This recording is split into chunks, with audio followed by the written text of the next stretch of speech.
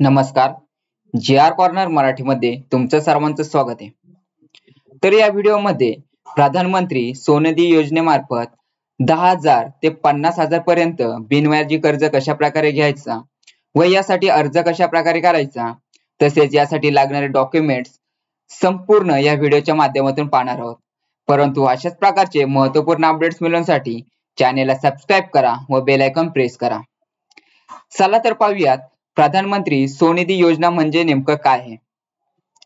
तर प्रधानमंत्री स्वनिधी योजना ही प्रधानमंत्री यांच्या मार्फत जे काही इतर छोटे दुकाने असतील, म्हणजेच पान शॉप असेल किंवा छोटे भाजीपाल्याचं दुकान असेल किंवा इतर चहाचा स्टॉल असेल किंवा असे बारीक इतर काही छोटे व्यवसाय करणारी जी काही दुकाने असतील, तर या दुकानांच्यासाठी किंवा हे दुकाने चालू करण्यासाठी किंवा या दुकानांना अजून त्यांची वाढ करण्यासाठी, म्हणजे ही दुकाने मोठे करण्यासाठी जे काही पंतप्रधान यांच्या माध्यमातून बिनव्याजी कर्जाची सुविधा दिली जाते. तर या कर्जामध्ये 10,000 ते 50,000 इतके कर्ज जे काही लाभार्थी असेल त्या लाभार्थ्याला दिले जाते.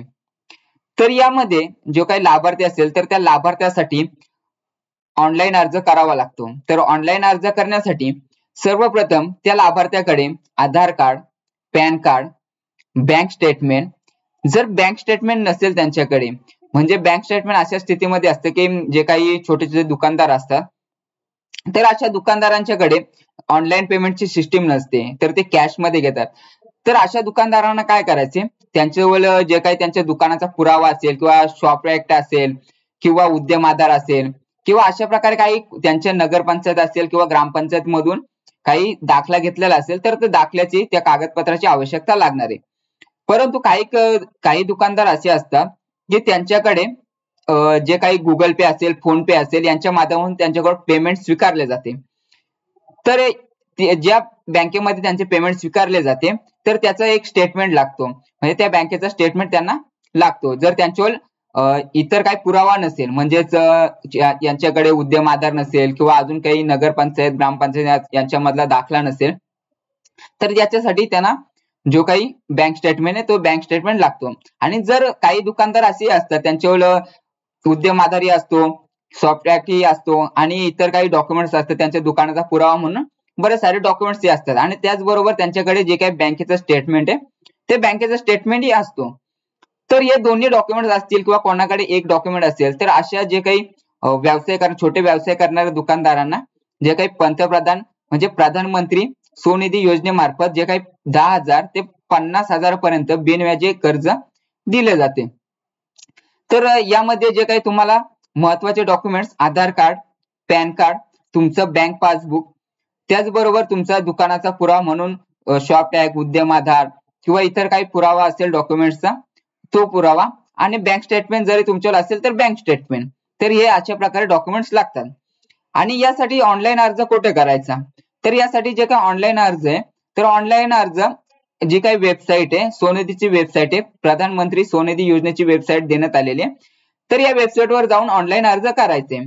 आणि याच्यानंतर तुम्ही ऑनलाईन अर्ज केल्यानंतर तुम्हाला कशा प्रकारे लोन दिलं जाणार आहे, कर्ज दिलं जाणार आहे ते पाहूया.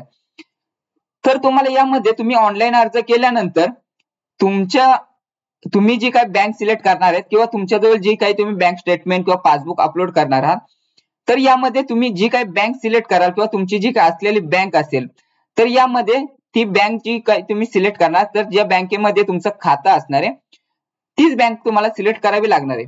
आणि ती बँक सिलेक्ट केल्यानंतर त्या बँकेचे डिटेल्स तुम्हाला फिल करावे लागणार आहे. आणि ते बँकेचे डिटेल्स फिल केल्यानंतर जो काही तुम्ही ऑनलाईन अर्ज भरलेला आहे तो ऑनलाईन अर्ज तपासला जाईल व तपासल्यानंतर तुमचा जो काही अर्ज आहे तो अप्रूव्ह झाल्यानंतर जे काही तुम्ही बँक सिलेक्ट केले त्या सिलेक्ट बँकेकडे तो अर्ज पाठवला जाईल. आणि तो अर्ज पाठवल्यानंतर तुम्हाला तो स्टेटस चेक करायचे, आणि स्टेटस चेक केल्यानंतर तुम्हाला त्या बँकेमध्ये जाऊन विचारायचे की आमचा जो काही लोन आहे, जो काही आम्ही ऍप्लिकेशन केला होता तो ऍप्लिकेशन तुमच्याकडे आलेला आहे का, आम्हाला स्टेटस दाखवत आहे.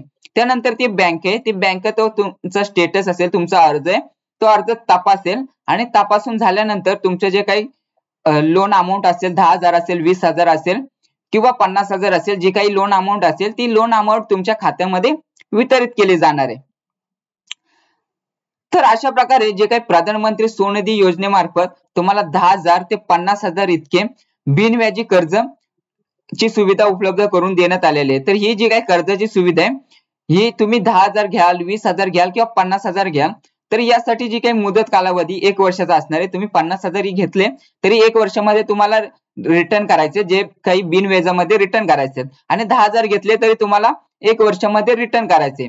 यामध्ये कुठलाही तुम्हाला इंटरेस्ट द्यावा लागणार नाही. जो काही इंटरेस्ट आहे तो इंटरेस्ट प्रधानमंत्री स्वनिधी योजनेतून म्हणजे पंतप्रधान यांच्या माध्यमातून जो काही व्याज आहे तो व्याज परतावा केला जाणार आहे आणि तो व्याज भरला जाणार आहे.